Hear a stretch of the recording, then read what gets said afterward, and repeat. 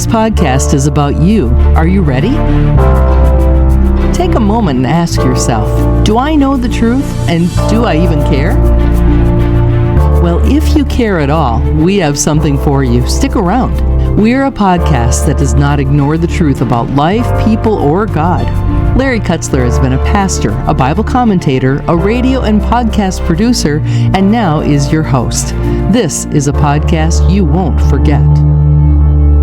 New York City is the homeless capital of America, with over 90,000 homeless people and 150,000 plus migrants. These people in competition to the local homeless population. We come with an attitude that there's enough for all. Does New York have any space left? We're done. No, we're full. We are bringing a bold statement about Christ. He's our only hope to face the darkness in our day. Thanks for joining us for the City Sites Podcast. Well, compassion is a great virtue to have, but when used improperly, it can be disastrous. Today, I've got a guy who's been compassionate all his life. In fact, he started an organization called Good in the Hood. I don't know how many years ago was that, Shawn? Yeah, we were on our 23rd year, Larry. Wow. Can you believe that? It seemed like yesterday. And it's amazing. 23 years, and you've been dealing with compassion. So you're a good guy to talk to about compassion. And I think that a lot of folks, they have compassion, they operate out of compassion, but sometimes it's like giving money somewhere where they don't really probably have an idea what that money's going to be used for. And so today we're going to talk about that. And you said to me not too many months ago, you said, Larry, too many times people in ministry, people in the church, they're driven by their compassion, but they're not by wisdom. What did you mean by that? First of all, it's good to be with you, but that's a great question. I think we all want to see our compassion to the places that are going to have the greatest need and maybe have the highest value. Sometimes we say impact. I want to say that the highest value may be at a certain point influence or inspiration. And it may foster towards impact, or at times it can be impactful. But I think sometimes we assume our compassion, if we just have a big heartedness, it's going to always be impactful. And sometimes it can do more damage than good if we don't guide it properly. So when I say that we need to utilize our compassion well, it's because we don't want to merely be what I call big-hearted people that waste the resources emotionally or practically that we have to offer. A lot of people throw away resources because they don't guide it by good values, or I call it wisdom. And sometimes we even do as much as give away resources, but the highest level would be to invest those resources in a manner that's going to have perpetuity. And so that's when I talk about compassion, it's got to be more than big-heartedness, because big-heartedness will burn us out. We'll be big-hearted, we'll give away all of our resources, our time, our talent, our treasure, we'll offer it to those in need, and then we'll run out of resources if we don't have some guiding value to be able to help us sustain that compassion in a manner that's going to have some sense of perpetuity. So that's where I say we should lead with wisdom and support it with compassion versus the other way around. Let me tell you a quick story. My wife and I were first married. We bought a big house in Minneapolis, but we also made a commitment to using the house for ministry. So we had some, people stay with us. One gal that came to us stayed in the basement where we had things set aside for that kind of overnight stuff. And we told her, you can't smoke in the house, certain rules and regulations. Well, we found out later after she left after 24 hours that she had been smoking in the basement and let her cigarettes, just burn out on the side of the table. And I thought to myself, my kids were little. I mean, they were under 2-3 years old. And I thought to myself, that's an old house. It would have gone up just like that. And so I began to realize that I wasn't wise. Big hearts of compassion, but I wasn't wise. Now, that's kind of an example of what you're talking about, right? Yeah, absolutely. It's a great example. It shows good-heartedness, but it doesn't show we might call perspective. Experience brings you perspective. It gives you the ability to look back on past good points that you've done or good things you've done, and also past errors, and to make good course corrections. Book of Proverbs is a great book because it shows what the wise man does, and we learn from the wise men. It tells us what the fool does, and we learn what not to do from the fool. And then there's a third category, and there's other categories, but there's at least a third category, and it's the naive. And those that have compassion but no perspective are often naive. And lo and behold, what happens? They end up almost without, fail, defaulting into the camp of the fool. Because they get talked into something, they feel guilty about something, they allow their senses to be directed by somebody that's given them poor advice. And I'll use the example of bringing somebody into our home. It sounds very compassionate, but if you don't have the capacity to do that well, you're not really doing anybody any good. And what you actually may be doing is fostering a sense of entitlement where the person actually becomes worse than they were at the beginning. They start to feel like they have the right to not really work or to not contribute in any way. We see the scripture talks about a person who doesn't work, they don't eat. Or the person who's a part of a community must have not equal amount of contribution, but equal level of sacrifice. That's an important piece. And so when we have compassion, we don't want to be giving, for the most part, or at least for an ongoing way, we don't want to be giving what I call pity giving. We want to be investing into people so that they can join us, so that we're doing with them rather than merely for them. There may be a short season we have to help a very vulnerable person and doing for them. The scripture even allowed for corners of a field to be left for gleaning for the orphans and widows. So that there is that, but it shouldn't necessarily create an unhealthy dependency. That's not healthy. On the other hand, I'll just say this. When you're dealing with someone that's vulnerable, let's say the homeless, I think that's somebody you were probably working with at the time. Sometimes we get out of our lane, meaning you may be really good at ministering in the moment, but you're not necessarily a housing or vocational support person. Maybe you need to refer them to somebody who's good at that. But because you hear that we should be loving and caring for the person, we automatically assume we can do something we're not very qualified to do. And that, again, can do more harm than good. So we need to stay in our lane, minister in the moment with the capacity you have and with the skills and the gifts and the assets, but don't use your assets in a way that you throw them away. Try to look for a way to invest them. Well, and you mentioned wisdom, and to lead with wisdom and not compassion. But wisdom, Shawn, is somewhat, at least in my opinion, somewhat mechanical. There's a discernment piece to wisdom, and it just seems real mechanical. It's not really, I want to love you, I want to help you. And the emotional part. Now, I'm not saying that wisdom doesn't have emotion to it, but it seems more mechanical than emotional, right? It can be. Yeah, I think there's a good point there. I look at, of course, I try to break it down to what I call the three fields of knowledge. You've got knowledge, you have wisdom, you have understanding. Okay? Knowledge is called information, or it's what we are doing.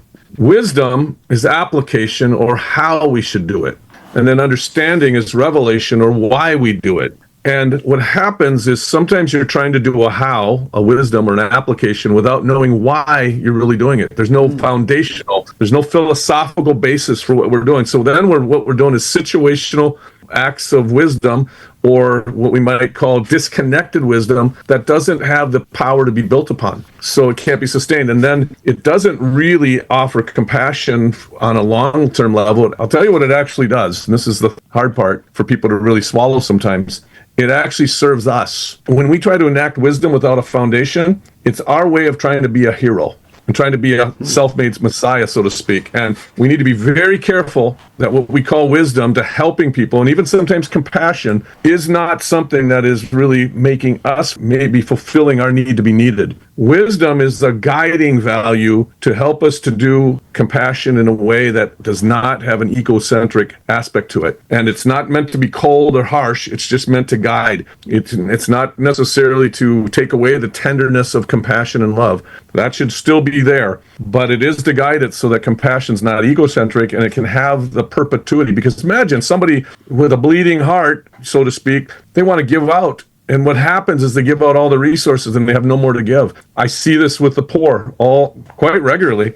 You give something to the poor, and one of the reasons they're poor is they're poor at managing money. And so right away, they want to be the person who's the generous person. So they start giving to all their friends, and all of a sudden they're poor again. They don't know how to manage money with wisdom. And so though wisdom can be cold when it's not accompanied by compassion, when it's perfectly fitted with compassion as a trailer, it'll be done properly, and it'll be done in a way that can sustain that compassion. I think that's a great answer, Shawn. I really do. I heard something the other day that I found kind of interesting. Grace informs wisdom. Thinking to myself, well, how does grace fit into all of this? Because if we start with grace, which is God's grace, informing us on wisdom, which then helps us to understand how to work out compassion, I think there's a package here. And honestly, Shawn, I haven't thought this out thoroughly, but I do think there's something here that we should investigate. So wisdom is, grace informs wisdom. Wisdom helps us to manage our compassion. That's a good formula, I think. Oh, yeah. If it's done really from a biblical, spirit-led perspective, 100%. So many people think grace is permissive, meaning it allows you to do whatever you want, and God just kind of overlooks it. I would suggest that grace is actually empowering. It allows us to have the capacity to live better than we would otherwise live, because it supernaturally lifts us in a way that it invites God to come in and be the hero again rather than us. And so if you have grace accompanying wisdom and grace accompanying compassion, you've got a powerful triad. And it talks about grace in Titus. I think it defines it so well. It says, the grace of God has appeared, bringing salvation to all men. And it says it instructs us to deny ungodliness and worldly desires, tells us what not to do, and it teaches us to live righteously, godly, and sensibly in the present age. So it instructs us to be sensible, righteous, and godly. So this is what grace really is a powerful training and a powerful lifting and magnifying. We'll call it the force of God. And it makes our compassion and it makes our wisdom not only just fulfill what we intended, but it actually causes it to do more than that. It causes wisdom to overflow and compassion to overflow with a power from God behind it. So often we're trying to do it in our own strength. Mm-hmm. And grace allows us to have God really imparting something supernatural there. Well, it does. It throws it back into his court, right? I mean, it starts with grace, which is, God's grace. So, Shawn, a number of years ago, well, you said 23 years ago, you started Good in the Hood. At the time, however, you were a professor of theology in a mission school, and yet I'm curious, you go from this theology guy to this practical compassion guy. So, what was it in that transition? I mean, I would have thought you would have continued to teach because you're a great teacher, and yet you didn't. You went and did this Good in the Hood, which is an organization that looks at kindness and uses kindness and compassion to help people. What was going on in you to make that transition? Well, there was a couple of things happening simultaneously. One was the school was making some changes too, so it wasn't just on me. The school was moving some of their program overseas, so that was a piece of the puzzle. My job was training students to go into cross-cultural contexts. I used the inner city for that because there's a lot of diversity in the city, to train missionaries who then would go overseas. So the school made some adjustments and changes. I was at that same time going, this ministry Good in the Hood was really on my heart. And the big piece in all of that, Larry, was this. I'm convinced so frequently as Christians, we are doing excursions of the gospel, but we don't know how to do real encounters. I call it the 4 L's. We need to look, listen, learn from that, and then love into that. And so often in ministry, we just go and do an evangelism linebacker. We tackle people with the gospel. And we talk about the imminence of the gospel. We don't know how to do the patience of evangelism, to build a trust-based relationship. The currency of every healthy relationship and the currency of the kingdom is trust. When you have trust, you can almost share openly without any defensiveness. So how do we build trust? So my thing was to become a practitioner rather than a missiologist.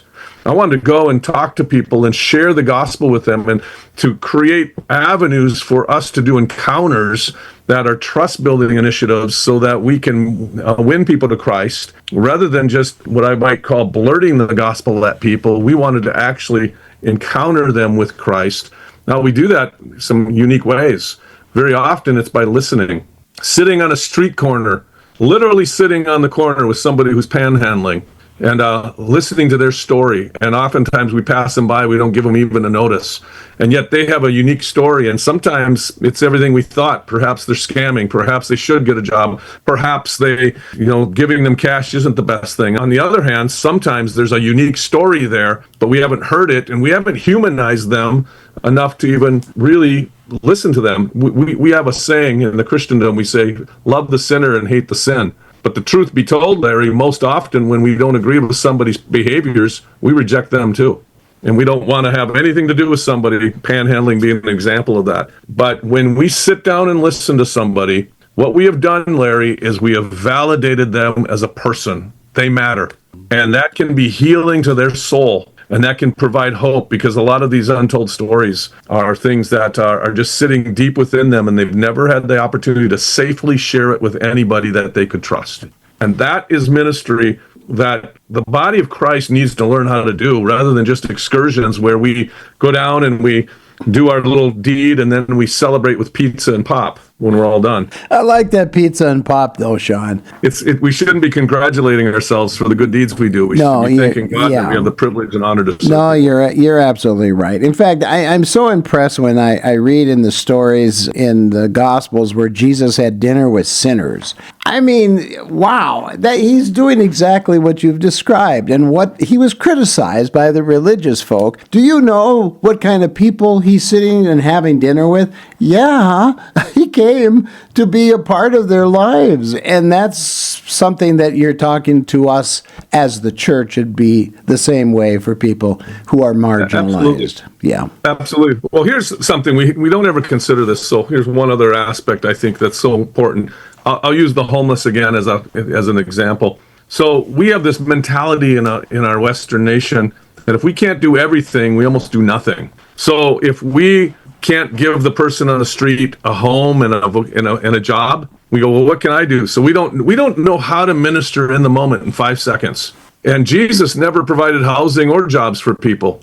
He just ministered. He healed them, but he ministered in the moment. And Larry, what can we do in 5 seconds? Well, I can tell you what you can do is learn that person's name and say their name and call them by name. That name matters. And so often we don't acknowledge people. We don't look them in the eye because we don't want some obligation. But I make a habit of learning the names of my bankers, for example. And so I go in and I talk to them. Each one of them I know. I've got their names down. One of them one day comes and says, "Can I talk to you in private?" And she blurted some deep burden in her heart. And she goes, "Would you pray for me?" Now, that was not what I expected. I was just trying to be kind and to get to know them as a person. We so often treat everybody like they're an anybody rather than like they're a somebody. When we start to minister as if people are somebodies, that's a way we can activate our compassion with wisdom, and we can minister in the moment. And it takes how many seconds to do that? And I think that's the problem with most of what we do in Western evangelism is if we can't do everything and it has a sweet wrapped up package with a bow tie on it, we decide to do nothing. Or we just do little excursions that we celebrate. And I think it can be more than that. I'm not suggesting that all excursions are bad. Sometimes they're valuable. But I would suggest this, that if we want to really do evangelism well and activate our compassion, we must learn how to build trust with people and give people significance, human dignity. Well, you're right on, Shawn. And of course, you've had 23 years through the Ministry of Good in the Hood, which is a great organization. A part of what I think God has had you on this journey, Shawn, kind of culminated recently when you were passing by somebody on the street corner. And they had a sign and they said, whatever they were saying there. And you said, I wonder what that person's really like. And you decided to go and talk to them on the corner where they were holding the sign.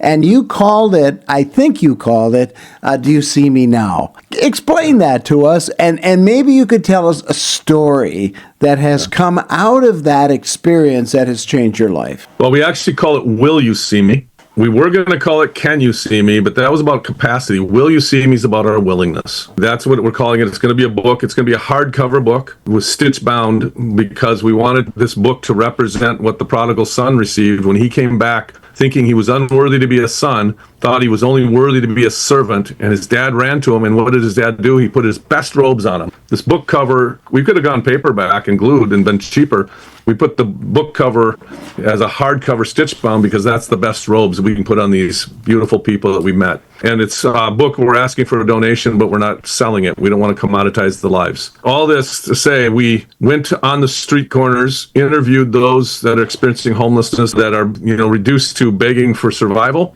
And we had several of them. We met Chris Patterson. Chris is a person that was on the street corner in St. Paul. He had a sign that said, "God bless you," and that's some other things on it. Walked up to him, and I quickly realized Chris is deaf. He's not only homeless, he's got an extra burden. He can't hear and he can't speak. And I happen to know sign language because my oldest son is deaf. So I was able to talk with him. Smile crossed his face, and it was a toothless grin. Chris is a big dude. Okay, so here he is, happy as can be. And I got a chance to talk to him, to pray with him, to hear his story. And then I found out that he's one pair of shoes away from a construction job. He didn't have work boots. Couldn't afford them. He's living in a shelter. He needed size 17 wide. So, it was quite large. So I had to go on Amazon and look for any pair of shoes I could find. And usually 15 was the max. But I finally found a pair of 17 wide, sent them to him, got them to him, and contacted him through WhatsApp. And Chris and I have been communicating. He's kissing the shoes. He sends me a picture kissing the shoes. He then later came to an event of ours and brought a friend, and his friend we ended up ministering to. And now Chris is going to school, actually, and he sends me his test scores. What's a pair of shoes worth, Larry? Yeah. $150 for a pair of work boots. And That's changing a life. We got him a laptop computer, too, that was a refurbished laptop for his ability to go to school, so he doesn't have to just use the shelter general, computer. So my point is, that's a good story. Not every story ends that way, but we can make a difference. And it was within our capacity. Our organization helps with shoes. Unfortunately, I didn't have size 17 wide work boots, so I had to buy them. But that was within the scope of what we could do. And then there's Lori Mertz. She's sitting in a wheelchair. And Lori is homeless, and she won't go to shelters because she gets physically abused there. Not by the staff, but by the other residents, gets stolen from.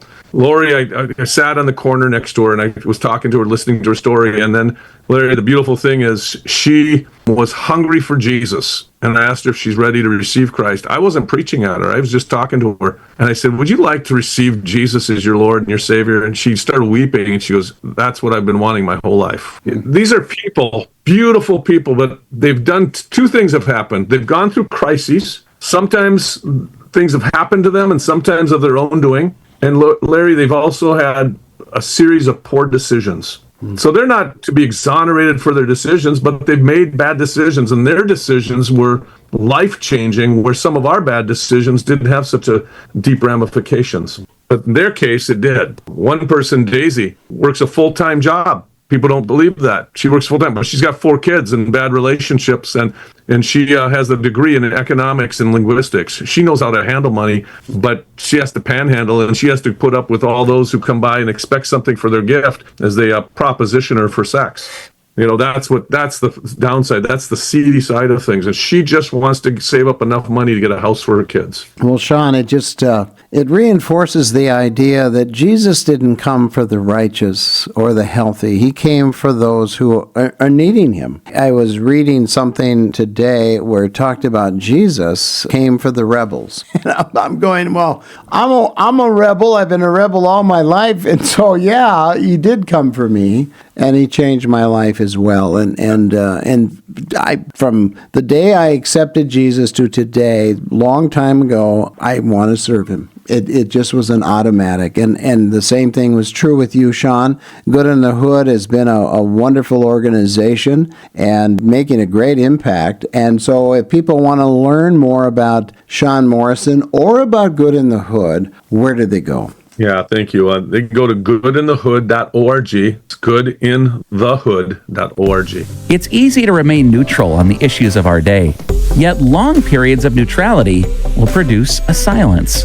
Author Dietrich Bonhoeffer once said, "Silence in the face of evil is evil itself. God will not hold us guiltless. Not to speak is to speak. Not to act is to act." Every week on the City Sites podcast, we break the silence on issues you need to know. Sign up for a podcast feed at citysitesurbanmedia.com. This isn't the end. It's only the beginning of your journey to trust God for the truth you never want to lose. We can help. Log on to citysitesurbanmedia.com today. Remember, there's only one truth and only one God, and you should know them both.